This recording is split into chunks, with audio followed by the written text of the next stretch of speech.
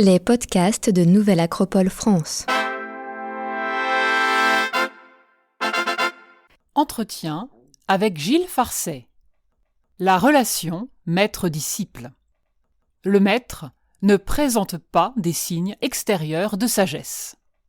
Propos recueillis par Laura Vinclair, cofondatrice de Nouvelle Acropole en France. Article de la revue Acropolis numéro 360 d'avril 2024. Présenté par Alice Tertrais et lu par Marie-Agnès Lambert. À propos de Gilles Farcet. Gilles Farcet, écrivain, journaliste, producteur à France Culture, animateur de stages, a également collaboré à diverses revues et a fondé à la table ronde la collection Les chemins de la sagesse.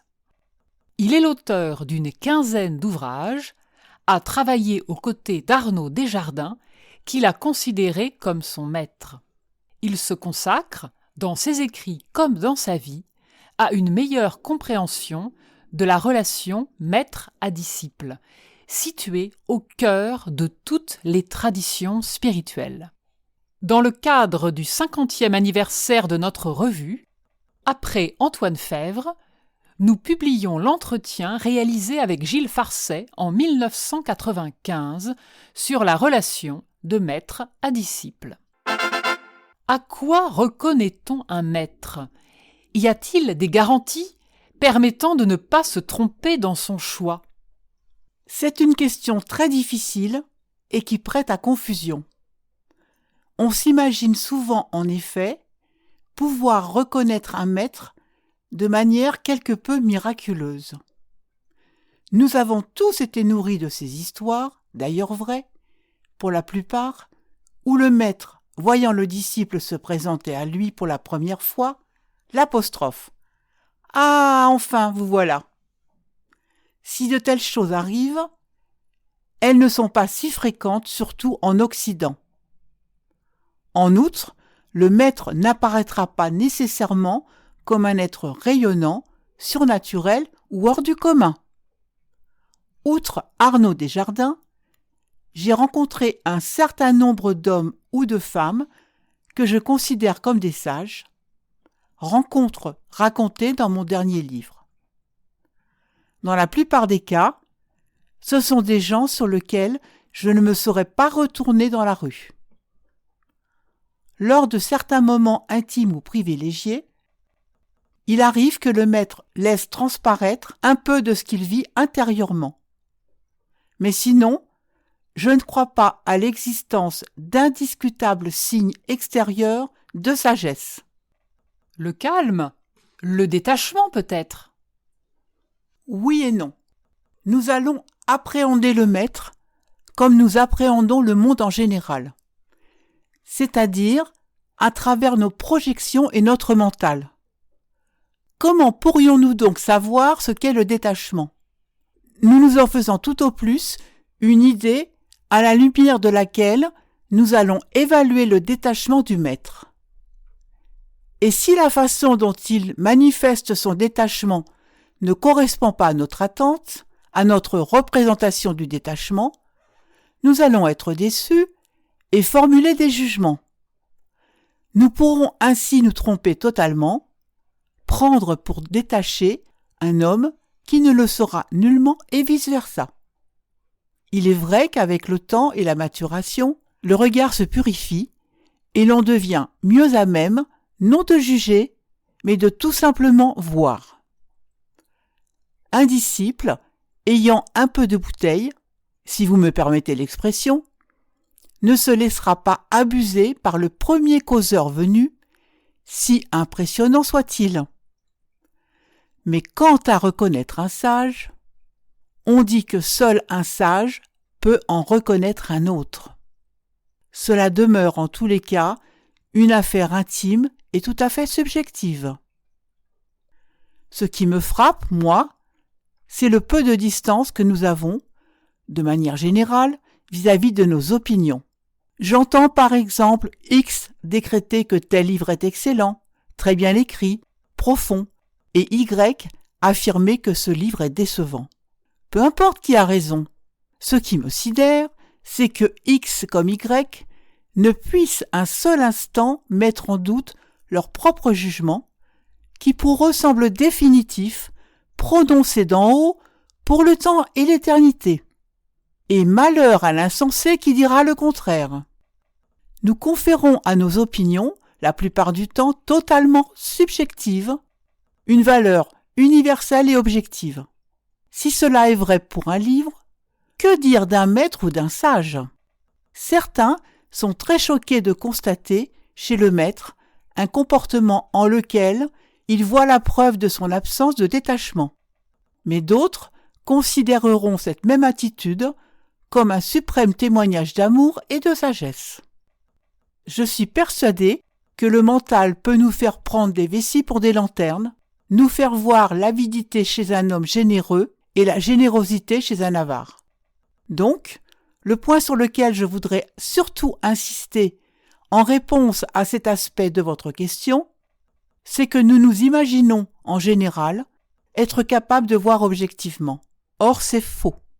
L'une des premières leçons dispensées par le maître, c'est que nous sommes longtemps incapables de voir.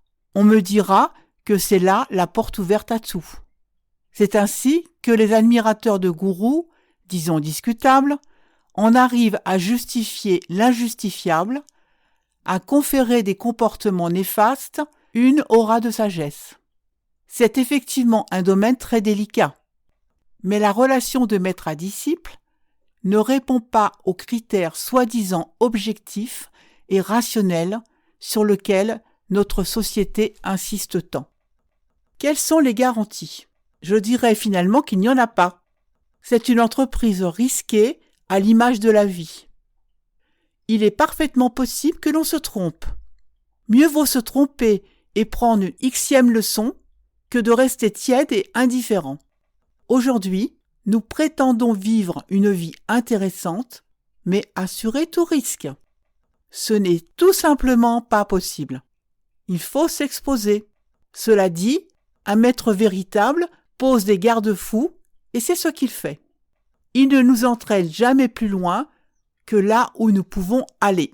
Néanmoins, la tradition a toujours admis la possibilité d'accidents, même auprès des maîtres les plus compétents. Si je fais du cheval, même avec l'instructeur le plus compétent, je cours le risque de tomber et de me casser la jambe, voire de me tuer. Cela fait partie du jeu. Refuser le risque, c'est s'engluer dans une mentalité d'assister qui ne nous mènera nulle part ailleurs que dans nos pantoufles. Une des caractéristiques des maîtres n'est autre que le sens de l'humour. Qu'avez-vous à dire à cet égard? Je pense que tous les maîtres sans exception ont un sens de l'humour très développé. L'humour est une grande arme de guerre, si j'ose dire, pour le gourou, car il implique le paradoxe. C'est par l'humour que l'on peut donner à voir tout le côté paradoxal, mystérieux et incongru de cette existence. Le maître peut aussi amener le disciple à rire de lui-même, de ses faiblesses, des absurdités de son mental, de ses tentatives aussi vaines que désespérées pour se prouver qu'il y a d'autres solutions que de mettre en pratique l'enseignement. Une fois devenu un tant peu soit lucide, capable d'entrevoir l'étendue de sa propre folie destructrice, le disciple n'a d'autre possibilité que de pleurer ou de rire. Autant rire. L'humour est capital, parce qu'il témoigne d'une distance. Une personne dépourvue d'humour ne saurait être spirituelle. La langue française nous met d'ailleurs sur la voie. Ne dit-on pas d'un être plein d'humour qu'il se montre très spirituel? L'humour est une qualité nous permettant de considérer les péripéties de l'existence avec recul et perspective. En fin de compte, qu'est-ce que la vie, sinon une tragicomédie? Comique, parce que toutes nos manœuvres et stratégies égocentriques sont parfaitement dérisoires et souvent maladroites, tragiques, parce que c'est là le tissu de nos vies, et qu'à travers ces manigances, nous ne cherchons qu'à être aimés. Je crois qu'un être véritablement spirituel perçoit pleinement cette dimension en tragicomique de la vie. Mais ce qui chez certains aboutit au cynisme, se traduit chez lui plus profonde. Si l'on perd ses illusions sans s'être ouvert à dimension spirituelle, on devient désabusé. Si par contre, on ne se masque plus l'horreur de la situation, tout en percevant la dignité fondamentale de l'humain, on ne peut qu'être touché et devenir de plus en plus aimant. Je renvoie les lecteurs à une remarquable anthologie de l'humour des sages, composée par Éric Eldeman. Plus on est sage, plus on rit, paru aux éditions de la Table Ronde. D'après ce que j'ai pu voir du manuscrit, ce livre donne bien à sentir la place tenue par l'humour dans les enseignements des maîtres de tous les temps. Nous en avions besoin.